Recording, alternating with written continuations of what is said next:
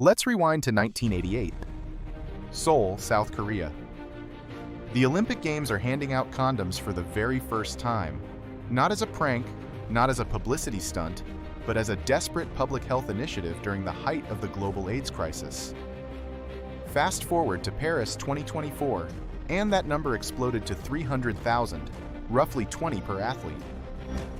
But then the Milan Cortina 2026 Winter Games happened, and the world witnessed what historians are now calling the Great Olympic Condom Crisis.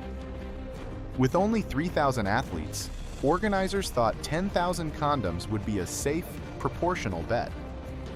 They missed one catastrophic variable. Valentine's Day fell exactly in the middle of the competition window. Within 72 hours, the entire supply vanished. It became a global punchline, trending on X and flooding sports podcasts. But while the internet laughed, they missed the real story. The invisible biological war happening inside the bodies of the world's most elite humans. This wasn't just about a party, it was about the complex physiology of recovery, the suppression of stress hormones, and the high-stakes gamble between human connection and a gold medal performance. To understand why the village becomes such a high-intensity environment, you have to look back further than 1988, all the way to ancient Greece.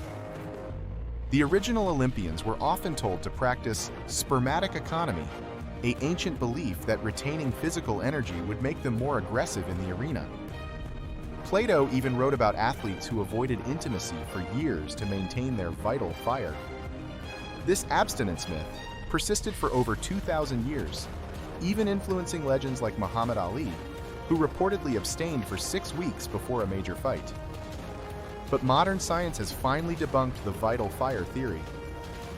We now know that the Olympic Village acts as a massive psychological pressure cooker. For 4 years, these athletes live in total isolation, enduring brutal training cycles and crushing psychological weight.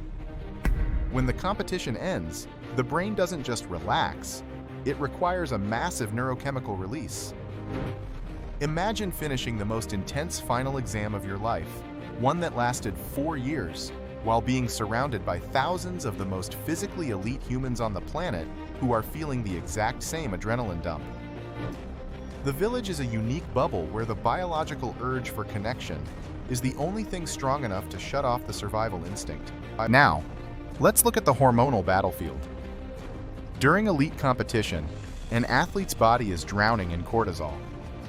Think of cortisol as a loud, piercing car alarm that's been stuck on for weeks. It keeps you sharp, but it's also catabolic. It literally breaks down muscle tissue to provide quick energy. This is where sex enters the physiological chat as a potential recovery tool. Intimacy triggers a massive release of oxytocin, often called the trust hormone. In reality, oxytocin is a professional mute button for that cortisol alarm. Studies have shown that post-intimacy, cortisol levels can drop by 10 to 20%. For a gold medal sprinter or a heavy lifting gymnast, that isn't just a feel-good moment. It's a biological shortcut that tells the body to stop breaking down muscle and start the repair process.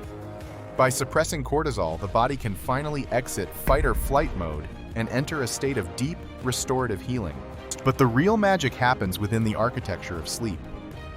Think of recovery like a loading screen in a high-end video game. The faster that bar fills up, the sooner you can get back to the action. Oxytocin and endorphins, your body's natural homegrown morphine, don't just provide relaxation. They act like a high-speed fiber optic connection for sleep onset. They help athletes fall into slow-wave sleep much faster than they would if they were lying awake ruminating on a lost millisecond or a missed jump. This is crucial because deep sleep is the only time your body releases massive, pulsating waves of human growth hormone, or HGH.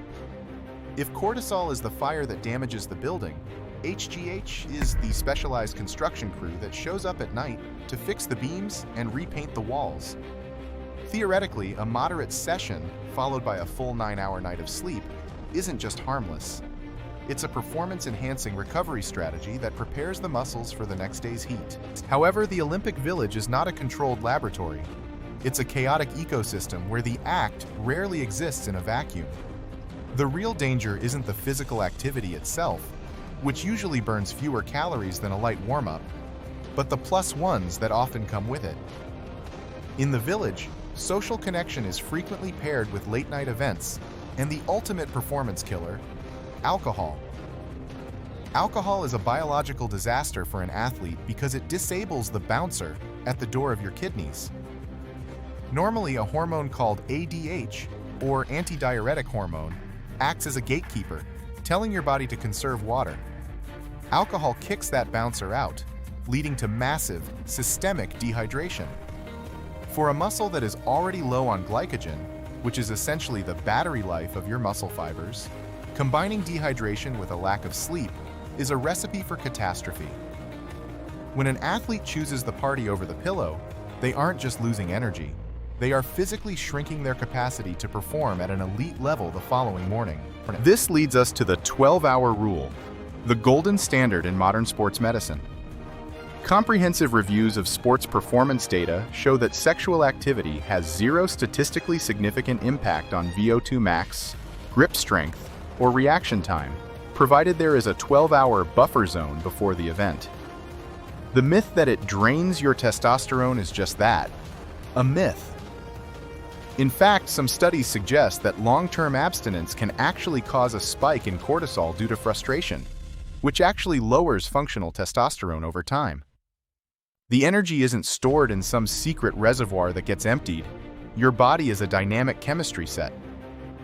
If the chemistry of connection reduces pre-race jitters and lowers the stress ceiling, it can actually provide a psychological edge that a frustrated athlete simply doesn't have. The key isn't the presence of the activity, it's the timing and the discipline to protect the recovery window that follows. The most dangerous factor in this entire equation is sleep debt. If an athlete stays up until 3 in the morning in the Olympic Village, they are missing at least 2 full 90-minute sleep cycles. Think of these cycles as your body's nightly maintenance window for the brain. During these windows, the glymphatic system, essentially the brain's waste clearance system, literally flushes out metabolic trash. When you close that window early, the trash stays in the system. The next morning, inflammatory markers in the blood skyrocket, and the central nervous system becomes sluggish. Reaction times can slow down to the level of someone who is legally intoxicated. An athlete could have the best genetics in the world and the most expensive equipment, but if they sacrifice that maintenance window for a few hours of social celebration, their biological engine will misfire when the starting gun goes off. Let's look at 2 hypothetical scenarios based on real physiological data. Athlete A finishes their semifinal at 6 p.m. Their glycogen stores are at 60%. They engage in a social release, but they are tucked into their cardboard bed by 10:30 p.m., staying perfectly hydrated. Their cortisol drops, their HGH spikes, and their brain is flushed of metabolic waste. They wake up with a reset nervous system. Now, look at athlete B. Same activity, but they stay out at a village lounge, have 2 celebratory drinks, and don't sleep until 2 a.m. They've disrupted their circadian rhythm, the internal conductor of their entire hormonal orchestra. When the conductor is dizzy, the violins and the drums are out of sync. Athlete A wins the gold. Athlete B finishes 5th, complaining that their legs felt like lead, never realizing that the lead was actually a buildup of metabolic waste and a lack of deep sleep repair. Beyond the muscles, we have to consider the psychological momentum. High-level sports are 90% mental, and intimacy releases dopamine and serotonin, the reward and happiness chemicals. For an athlete facing the terrifying pressure of 1 billion people watching them on TV, this neurochemical hit can act as a powerful anchor. It reminds the brain that they are more than just a performance machine. They are a human being. This grounding effect can reduce the pre-performance paralysis that causes athletes to choke under pressure. By feeling connected and relaxed, the amygdala, the brain's fear center, calms down, allowing the prefrontal cortex to stay in control of the complex movements required for a gold medal routine. In this sense, The condom crisis of Milan Cortina wasn't just a logistical failure. It was a failure to account for the most basic human tool for managing extreme stress. So when you see those headlines about 300,000 condoms in Paris or the stockout in Milan Cortina, don't just see a punchline or a viral post. See a group of humans trying to balance the most extreme physical stress on the planet with the most fundamental human need for connection and recovery. The science is definitive. Your body doesn't care about the act itself. It cares about the recovery window.